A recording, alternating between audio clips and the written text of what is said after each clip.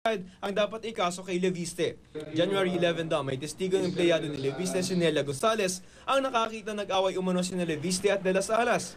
The shooting was unexpected. De Las Alas was invited to confer with Governor Leviste. Makikita nga doon sa picture, meron pa silang papeles na pinag-uusapan doon. Patraidor din daw na binaril ni Leviste si De Las Alas dahil umano sa nakitang tama ng bala sa braso nito. This negates the allegation that De Las Alas was carrying a gun, or assuming he was carrying a gun, he was about to shoot Leviste.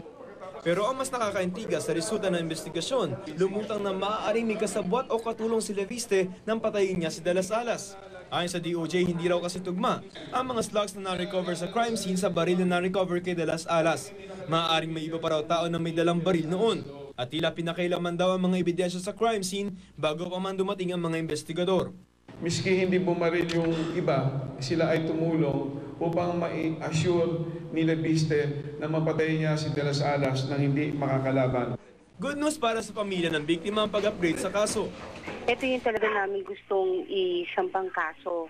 Ito kasi yung paniniwala namin. At the same time, sobrang tuwa namin dahil nakikita namin na it just proved one thing na yung justice dito, hindi lang para sa mayayaman, na nagbibigyan kami rin ng hustisya, kaming mga mahihirap. Hindi naman matanggap ng kampo ni Leviste ang resulta ng reinvestigation. That's ridiculous. I mean, if there are other people involved in the offense, then the police would have found it. Naghain na sila ng petisyon sa Court of Appeals para ipawalang bisa ang reinvestigation ng DOJ. Joseph Morong, nakatutok, 24 oras. Balik na rin.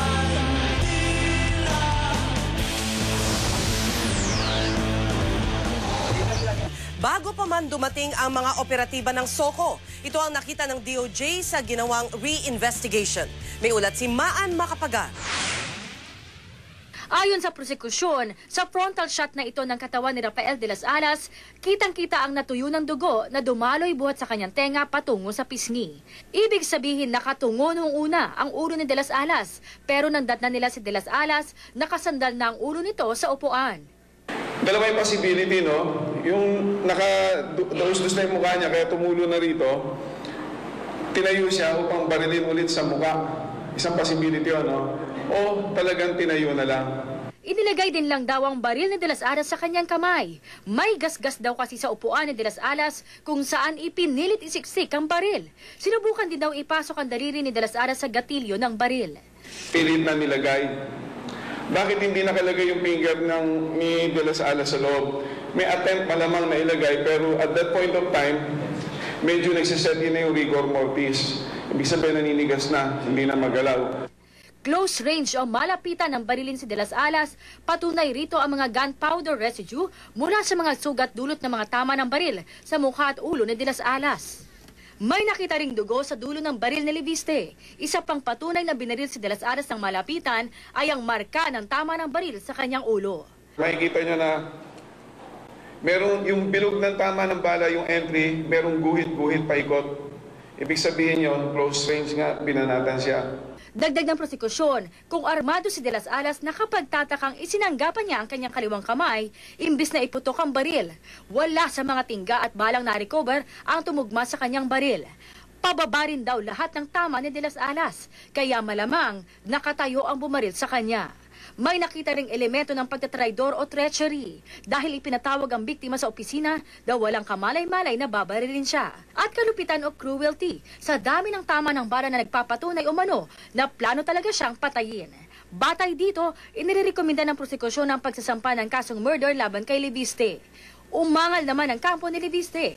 Giit ng kanyang abogado, hindi pinlano ni Leviste ang pagpatay kay De Las Alas. How can there be evident premeditation when the killing happened in the office of the alleged assailant during office hours in a building situated in the heart of the business center of Makati with all the employees around? Minadali rin daw ng prosekusyon ang pagbibigay ng rekomendasyon. 2 araw lang daw isinagawa ang reinvestigation, samantalang 30 araw ang ibinigay ng korte. Less than 2 days. If this is not indecent haste, I cannot imagine any other circumstance, or I cannot even use another adjective. Itong murder ang inirekomenda ng Department of Justice laban kay dating Batangas Governor si Antonio Leviste sa pagtapos ng isinagawang re-investigation sa kaso.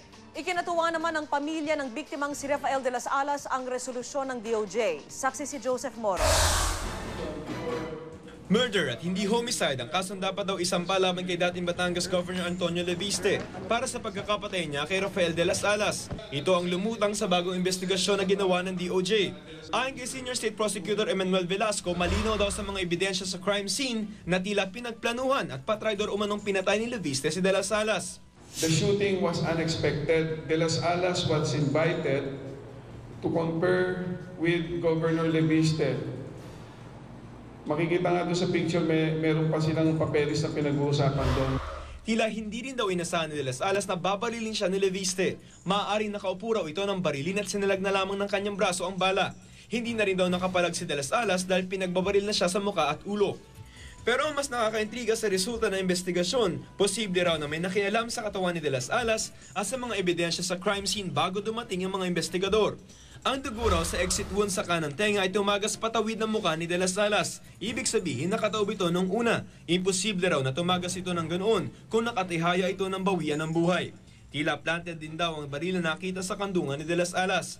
Kapuna-puna rin daw na wala na sa gatilyo ang daliri nito at nakatutok pa ang baril sa tiyan ni de las Alas. Ikinatuwa naman ng pamilya ni de las Alas ang bagong findings ng DOJ. Ito yung talaga namin gustong isampang kaso. Ito kasi yung paniniwala namin. At the same time, sobrang tuwa namin dahil nakikita namin na it just proved one thing na yung justice dito, hindi lang para sa mayayaman, na nabibigyan kami rin ng hustisya, kaming mga mahihirap. Ako si Joseph Morong, ang inyong saksi. Umalma naman si dating Batangas Governor si Antonio Leviste sa rekomendasyon ng Department of Justice na tuluyan na siyang sampahan ng kasong murder. Kasabay nito, nagsorry na rin si Leviste sa dating may bahay na si Loren Legarda. Saksi si Michael Fahatin. Hindi raw makatarungan ang mga pahayag ni Prosecutor Emmanuel Velasco sa kanyang report ukol sa kaso ni dating Gobernador Leviste. 30 araw raw ang hiniling ni Velasco sa korte para sa re-investigation. Pero wala pang 48 oras ay may resulta na. Tila, minadali raw na tapusin ang investigasyon para maiakit ang kaso sa murder. Kung nabasa niyo yung resolution niya, it's all based on surmises, speculations, baka ganito, baka ganyan. Hindi naman ganun ang trabaho ng prosecutor eh. Dapat based on evidence. May reaction din ang dating gobernador sa mga pahayag na ito ng prosekusyon. There's been a lot of lies and misrepresentations that were made that is farthest from the truth. Pangalawa, my constitutional rights have been violated. This is not a battle between the rich and the poor. This is an issue between right and wrong. Whether a person is guilty or not guilty. Maiakit man daw sa murder ng kanyang kaso. Nanindigan si Leviste na wala siyang sala.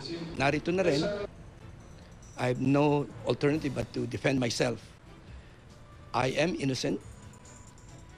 My conscience is clear, and I know in the end the truth shall set me free. At kasunod ng muling paghingi ng pag-unawa ng pamilya ni Rafael de las Alas, patuloy na umaasa si Leviste na mabibigyan daan din ang pakikipag-usap niya sa mga naulilan nito. Humingi rin siya ng patawad sa dating may bahay na si Loren Legarda. Sa dati kong may bahay, I'm sorry if this is affecting you. It is not my intention nor my wish. Michael Fahatin ang inyong saksi.